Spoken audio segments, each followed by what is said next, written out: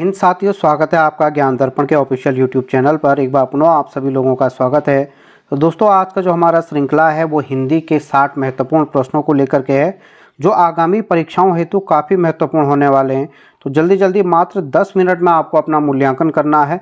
60 प्रश्न हैं और फटाफट अपना मूल्यांकन कीजिए।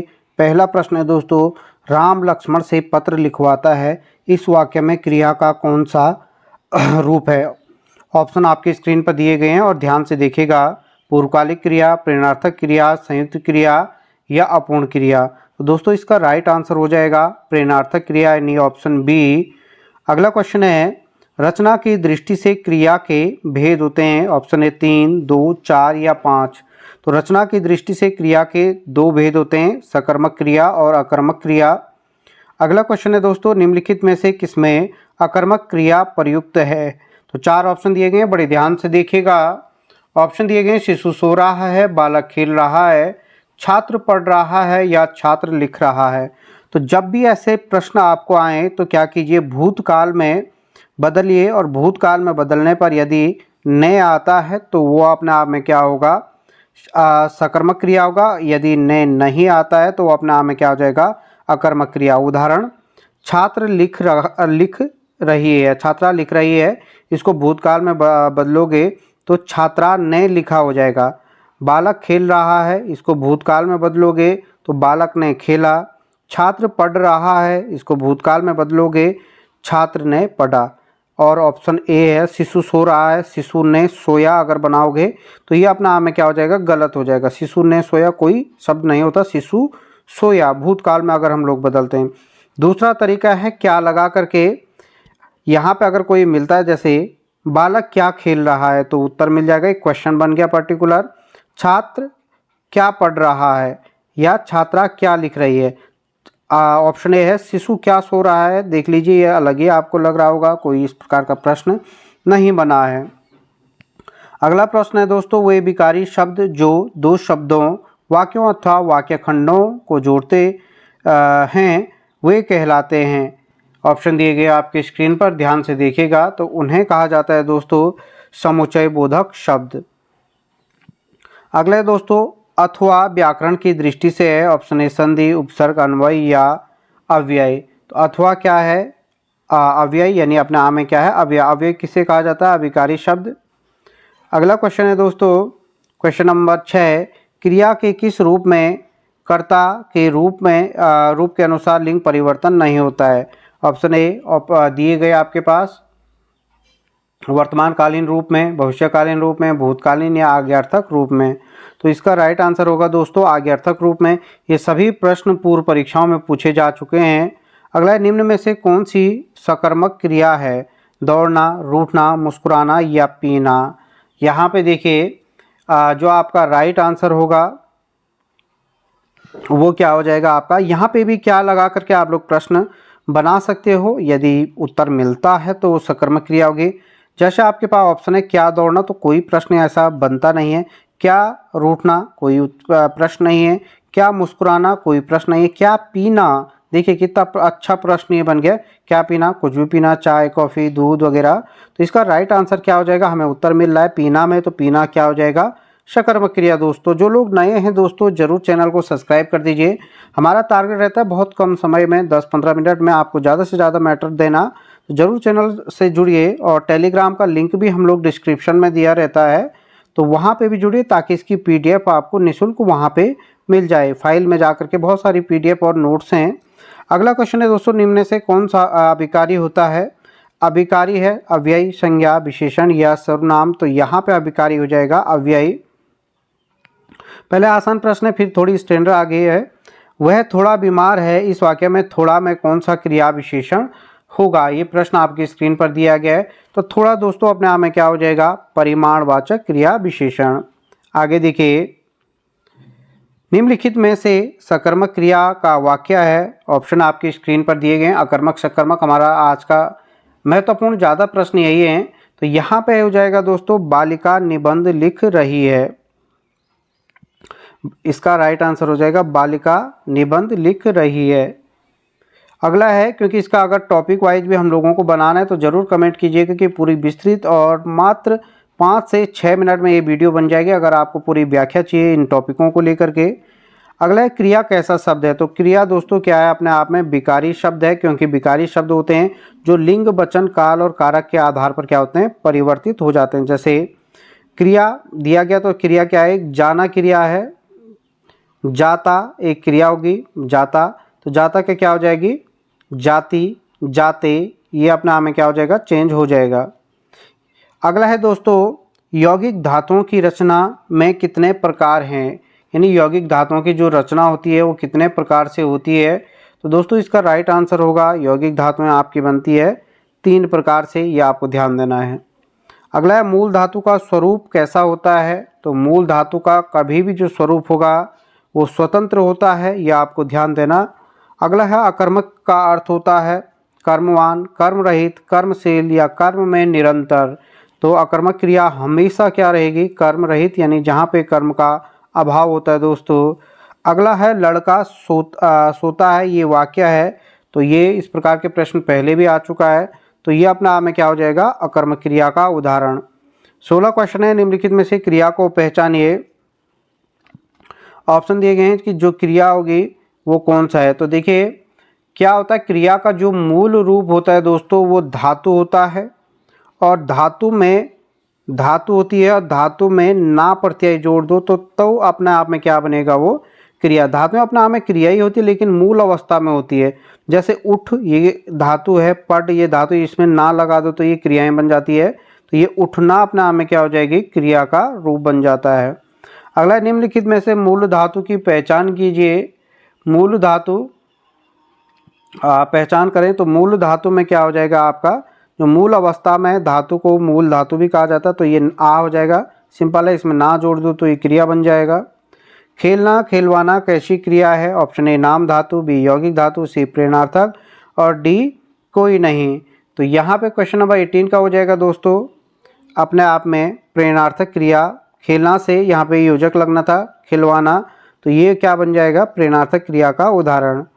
अगला है दोस्तों मैं घर जाता हूँ, इस वाक्य में मुख्य क्रिया की पहचान कीजिए। तो देखिए यहाँ पे जो मुख्य क्रिया क्या हो जाएगी, मैं घर जाता हूँ, इस वाक्य में मुख्य क्रिया क्या हो जाएगा दोस्तों, जाना, यानी जाता, ऑप्शन नंबर बी।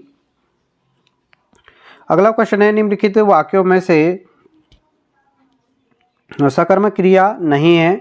तो यही नियम अगर आप लोग लगाओगे तो आपको आंसर अब आसानी से आप लोग इसे जान पाओगे। राधा रोती है। अगला क्वेश्चन है वह जाने लगा, इस वाक्य में कौन सी क्रिया है। वह जाने लगा, तो क्रिया इस प्रकार से भी प्रश्न बनते हैं, तो ये हो जाएगा दोस्तों आरंभ बोधक, कई प्रकार से विभाजित क्रिया का किया जाता है। अगला है जहाँ क्रिया की करने की इच्छा निहित है वह है। ऑप्शन दिए गए आपके पास, जहाँ क्रिया के करने की इच्छा है तो ये अपने आप में क्या हो जाएगा, इच्छा बोधक, यानी ऑप्शन नंबर बी। आगे बढ़िए दोस्तों, निम्नलिखित में से पूर्वकालिक क्रिया कौन सी है। पूर्वकालिक क्रिया क्या होती है, वर्तमान क्रिया से ठीक पहले समाप्त होने वाली क्रिया को पूर्वकालिक क्रिया कहा जाता है। जैसे यहाँ पे उदाहरण दिया गया है, राम मोहन को मारकर भाग गया, यानी वर्तमान में जो क्रिया हो रही है वो भागने की है, भागने से पहले क्या किया था, उसने मारा था। तो कई बार ऐसे वाक्य भी पूछ देगा, इसमें पूर्वकालिक क्रिया क्या है, मार कर, यानी मारना पूर्वकालिक है, वर्तमान क्रिया क्या है, भागना। अगला है क्रियाओं के व्यापार की निरंतरता को क्या कहा जाता है। तो क्रियाओं की जो व्यापार की निरंतरता उसे वर्तमान काल, यानी जो जारी है वर्तमान काल। अगला है भूतकाल के कितने भेद होते हैं। तो भूतकाल के आपने पढ़ा होगा दोस्तों 6 भेद होते हैं। अगला क्वेश्चन है मैंने राजू को पीटा था, इस वाक्य की पहचान कीजिए। तो पीटा था कंप्लीट कर दिया था, तो ये अपने आप में क्या हो जाएगा, ऑप्शन ए पूर्ण भूत का उदाहरण हो जाएगा। सकर्मक क्रिया की पहचान कीजिए, तो ये भी इससे भी पहले आ चुका है, नियम मैंने आपको बता दिया, तो ये पढ़ना अपने आप में क्या हो जाएगा, सकर्मक क्रिया। निम्नलिखित में से एक शब्द घन का अनेकार्थी शब्द नहीं है। तो यहाँ पे आप लोग ध्यान से देखिएगा, घन का बादल होता है, घना होता है, हथौड़ा होता है, लेकिन अनेकार्थी घनिष्ठ नहीं होता है, यही इसका राइट आंसर है। यह शब्द रस का अनेकार्थी शब्द नहीं है। तो अनेकार्थी भी कई बार कंफ्यूज कर देते हैं, तो रस का अनेकार्थी नहीं है, ज़रूर इसे पढ़ लीजिएगा, ये पढ़ने पड़ेंगे, बहुत ज़्यादा इसकी कोई ऐसी ट्रिक नहीं है, ये याद करना और तरीके आपको खुद ही ढूंढने पड़ेंगे अपने अपने तरीक़ों से। तो इसका राइट आंसर होगा पारा दोस्तों। अगला है पानी किस शब्द का ये अनेकार्थी है? तो पानी दिया गया यहाँ पे प्रतिष्ठा, पारा, युक्ति या दूध, तो हो जाएगा प्रतिष्ठा का। आपने देखा होगा रहमन पानी राखे बिन पानी सब सून पानी गई, तो वहाँ पे मनुष्य के लिए प्रतिष्ठा पानी शब्द का प्रतिष्ठा से लिया गया है। अगला ऑप्शन है क्वेश्चन है 31, अतिवृष्टि का विलोम होगा, कई बार आ चुका है। तो दोस्तों अतिवृष्टि का विलोम क्या होता है? अनावृष्टि, यानी ऑप्शन नंबर सी। शब्द को भी ध्यान से देख लीजिए, कई बार शब्द शुद्धि पूछा जाता है।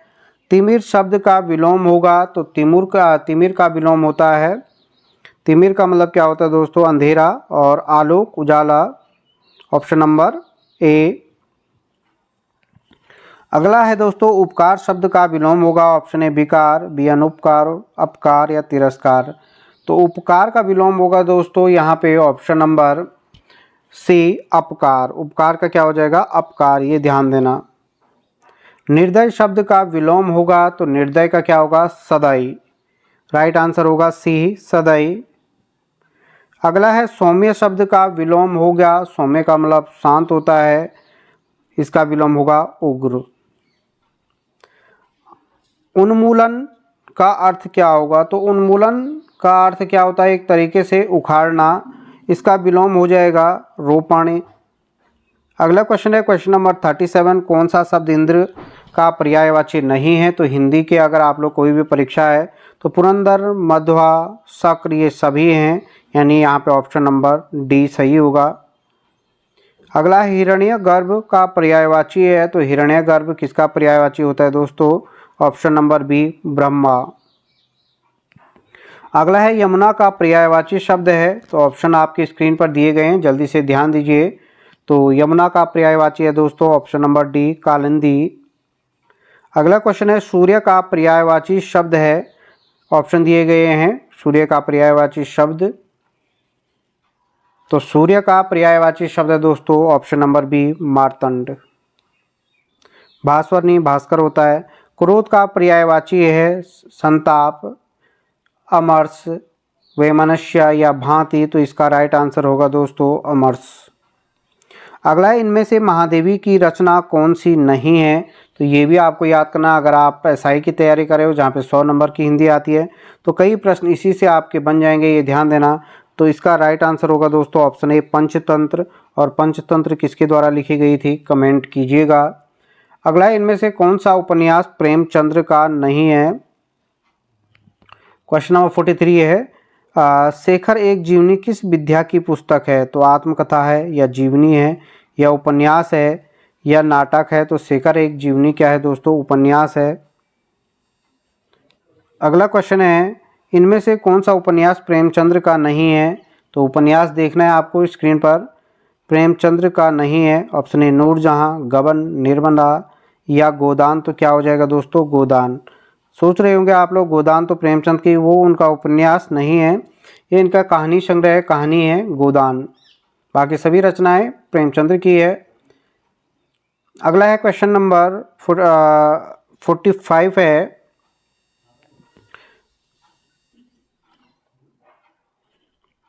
सॉरी यहाँ पे थोड़ी मिस्टेक हो गई। निम्न में से कौन सा उपन्यास प्रेमचंद्र का नहीं है? तो इसका राइट आंसर होगा दोस्तों नूरजहां।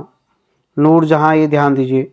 अगला है प्रेमचंद्र के किस उपन्यास में कृषक जीवन की समस्याएं हैं? तो ये हो जाएगा ऑप्शन नंबर बी गोदान। अगला है जयशंकर प्रसाद के का कौन सा उपन्यास इनमें से है? ऑप्शन दिए गए हैं मानस कहन, चित्रलेखा या तितली या निर्मला, तो राइट आंसर होगा दोस्तों तितली। कई बार बोलने में दिक्कत हो जाती है तो ध्यान दीजिए, उसे हम सुधार भी देते हैं। अगला है वाण भट्ट की आत्मकथा किस विद्या की पुस्तक है? तो वाण भट्ट की आत्मकथा है दोस्तों ऑप्शन नंबर डी उपन्यास। अगला है हिंदी के सुपरिचित आंचलिक उपन्यासकार इनमें से कौन से हैं? तो आंचलिक उपन्यासकार कई बार पूछा जाता है, option number C Phanishwar Nath Renu. अगला क्वेश्चन है मानस के हंस किसके जीवन पर आधारित उपन्यास है? तो मानस का हंस है दोस्तों तुलसीदास के जीवन पर आधारित है। अगला क्वेश्चन है इनमें से कौन सी रचना तुलसी की नहीं है? ऑप्शन दिए गए हैं आपकी स्क्रीन पर, तो यहाँ पे है दोस्तों रामचंद्रिका इनकी नहीं है। अगला क्वेश्चन है खड़ी बोली का प्रथम महाकाव्य कौन सा है? तो खड़ी बोली का प्रथम महाकाव्य है दोस्तों ऑप्शन नंबर सी, प्रिया प्रवास। अगला क्वेश्चन है, कौन सी रचना पंत यानी सुमित्रानंदन पंत की नहीं है? तो यहाँ पे ऑप्शन दिए गए हैं, तो राइट आंसर होगा दोस्तों आराधना। अगला क्वेश्चन है, शुद्ध शब्द है, ये शब्द कई बार आ चुके हैं, तो यहाँ पे शुद्ध शब्द आपको देखना है, तो शुद्ध शब्द है दोस्तों ऑप्शन नंबर सी, ज्योत्सना। अगला क्वेश्चन है, शब्दों का सही क्रम है, तो शब्दों का सही क्रम आपको देखना है, तो यहाँ पे ये दिए गए हैं। हमने पहली वीडियो भी बनाई थी जहाँ पे शब्दों को खोलना बताया था आपको। आप ये नहीं कि पहले इनको देखोगे, कभी भी जब ऐसे शब्द आएँ तो इन शब्दों को जरूर खोलिए। देखिए जैसे नरक है, तो नरक शब्द बना होगा आधा ध आधा नौ धन अ, ये नौ हो गया। फिर रौ बना होगा आधा रौ धन अ, फिर क बना होगा आधा क धन अ। आपको इस तरीके से इनको लिखना है, तभी देखोगे पहले क्या आया फिर क्या आया। सभी को इस प्रकार से खोलिए। यदि किसी शब्द में दिक्कत आएगी तो कमेंट जरूर कीजिएगा। अगला क्वेश्चन है, यानी इसमें से कोई भी सही सुमेलित नहीं है। अगला, अर्जुन ने कर्ण को मारा, उद्देश्य की पहचान कीजिए। तो यहाँ पे देखिए दोस्तों, ये नहीं कि मारना उद्देश्य है, ये उद्देश्य वाला उद्देश्य नहीं कि लक्ष्य जिसे कहा जाता है वो नहीं है। अर्जुन ने कर्ण को मारा, उद्देश्य की पहचान कीजिए। तो उद्देश्य किसे कहा जाता है जो दोस्तों, जिसके बारे में कहा जाता है दोस्तों, यानी जो कार्य को कर रहा है वो उद्देश्य होता है, और उसके बारे में जो कुछ भी बताया जाता है उसे विधेय कहा जाता है। तो यहाँ पे किसके बारे में कहा गया है? अर्जुन के बारे में। अगला है दोस्तों, भिन्न का चयन कीजिए। तो भिन्न इस प्रकार से प्रश्न में आते हैं, तोता, मच्छर, कौवा और हाथी। तो देखिए दोस्तों, इसका राइट आंसर क्या हो जाएगा? हाथी। बाकी सभी उड़ने वाले हैं। अगला है, अन्य पुरुषवाचक सर्वनाम से संबंधित एक वचन होगा। तो देखिए अन्य पुरुष सर्वनाम का एक वचन क्या हो जाएगा दोस्तों? वह एक वचन हो जाएगा, और वे क्या हो जाएंगे? बहुवचन। अगला, कान काटना मुहावरे का अर्थ क्या है? तो कान काटना मुहावरे का अर्थ क्या हो जाएगा दोस्तों? ऑप्शन नंबर बी, चतुर होना। अगला क्वेश्चन है क्वेश्चन नंबर 59, भिन्न का चयन कीजिए। तो भिन्न आपको चयन करना है। यहाँ पे ऑप्शन क्या दिए गए हैं? यहाँ पे क। अब किस प्रकार से है आप लोग ये देखिए, ये हो सकता है घोषिता के आधार पर दिया गया हो, प्राणता के आधार पर दिया गया हो, या आपके उच्चारण स्थान के आधार पर दिया गया हो, ये आप लोग विचार कीजिए। अगला, मैंने राम के लिए पुस्तक खरीदी, वाक्य है। तो ऑप्शन दिए गए हैं यहाँ पे कि मैंने राम के लिए। तो ये अपने आप में, जब भी किसी के लिए कोई किसी के हितार्थ में कुछ कार्य होता है तो वहाँ पे क्या होता है दोस्तों? संप्रदान कारक। तो यहाँ पे दोस्तों आपके लगभग 60 क्वेश्चन हो गए हैं। इसी प्रकार की यदि आपको वीडियो चाहिए तो ज़रूर कमेंट कीजिएगा, ज़रूर आपको फ़ायदा होगा। छोटे से बहुत कम समय में आपका क्या हो जाएगा? बेहतर प्रैक्टिस हो जाती है। कई बार क्या होता है, पढ़ने की इच्छा नहीं होती, तो आप लोग वीडियो को फटाफट करके या किसी टाइम पे देख सकते हो। 10-15 मिनट में आपके ये 60 क्वेश्चन रिवाइज हो जाएंगे। तो आप सभी लोगों का धन्यवाद। जय हिंद।